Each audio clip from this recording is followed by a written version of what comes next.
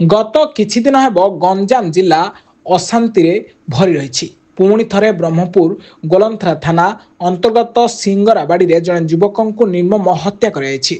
मृत युवक जनक हेले दिलीप कुमार पात्र। दिलीप गतकाली राति रे प्राय 10:30 रे निज घरे शोइथवा समय किछि दुर्बृत्त घरे पशि बचसा करबा सह मारपीट करथिले। एहा परे दिलीपंकु घरु बाहर को बाहर करी खंडा सह विभिन्न मारणास्त्र मरणांतक आक्रमण करथिले। आक्रमण करिया परे दुर्बृत्त माने घटनास्थल फेरार हो जाइथिबा बेले स्थानीय लोके गुरुतर अवस्था रे ब्रह्मपुर एमकेसीजी मेडिकल दिलीप को भर्ती करथिले। चिकित्साधीन अवस्था एमकेसीजी मेडिकल दिलीप मृत्यु होती। घटना संपर्क में जानिया परे दिलीप बड़ भाई हत्या घटना नहीं गोलंथरा थाना लिखित अभियोग करथिले। अभियोग पाया परे गोलंथरा थाना पुलिस घटनास्थल में पहुंची तदंत आरंभ करथिले। आज ब्रह्मपुर एसपी डॉक्टर श्रवण विवेक एम घटनास्थल में पहुंची तदंत करने सह पड़ोशी और स्थानीय बासिंदा को पचराउचरा करथिले। तेरे किछि मास होला दिलीप एकुटिया सिंगराबाड़ी गाँव में रहुथिले। दिलीप कहा सह शत्रुता नथिला बोली कहिसंती मृत दिलीपंक भाई। सेपटे हत्यार कारण स्पष्ट होई नथिया बेले 2 रु अधिक दुर्बृत्त खंडा सह मरणास्त्र रे दिलीपंक हत्या करिसंती। घटना को नहीं गोलंथरा थाना हत्या मामला रुजु होइथिया बेले जे माने अभियुक्त रहिसंती सेମାନଙ୍କୁ गिरफ କରିବା निमंते 3टी टीम गठन कराई। खूब शीघ्र दिलीपंक हत्याकांड संपृक्त थिबा अभियुक्तों को गिरफ करा जाय बोली सूचना दैछंती ब्रह्मपुर एसपी।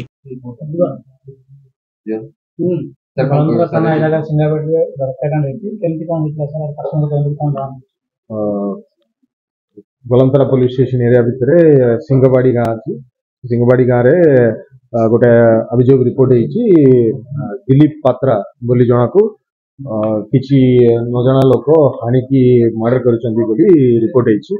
वर्तमान तदन चली वर्तमान सुधा जहाँ जना पड़ी पूर्वतन शत्रुता नहीं किसी लोक हाणी और एग्जैक्ट रीजन आम पाखे किसी तथ्य अच्छी से जो ऊपर जो लोक ऊपर आम डाउट अच्छी से वर्तमान गाँव ना आम बेरला फर्दर डिटेल्स आमको जाना पड़ो केते लोक थे कौन कले कौन पूर्व शत्रुता ये सब आमको जाना पड़ो डिटेल्स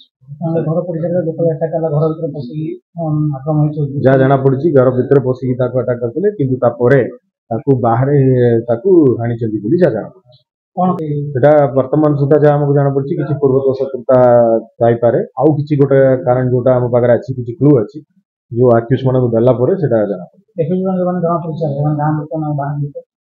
वर्तमान सुधा जहाँ जाना पड़ी गाँ लोक जाना पड़ी वर्तमान इन्वेस्टिगेशन कर मेन आक्यूज अच्छी खूब शीघ्र धरिक गला फर्दर डिटेल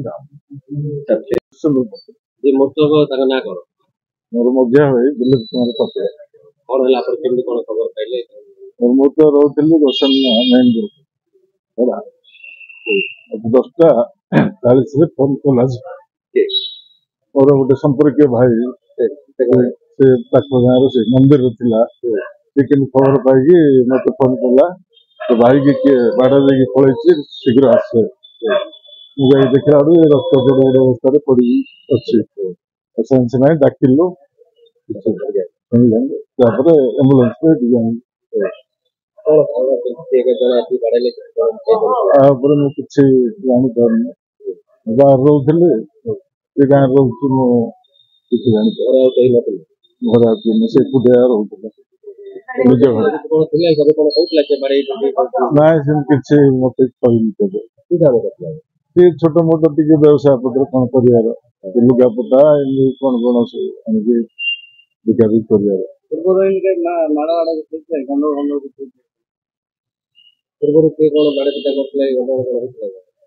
କିଛି ହେଇନି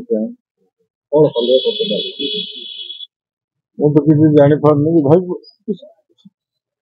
गंजाम जिल्लाରୁ संदेश कुमार साहू रिपोर्ट ब्लैकेट न्यूज ओडिया।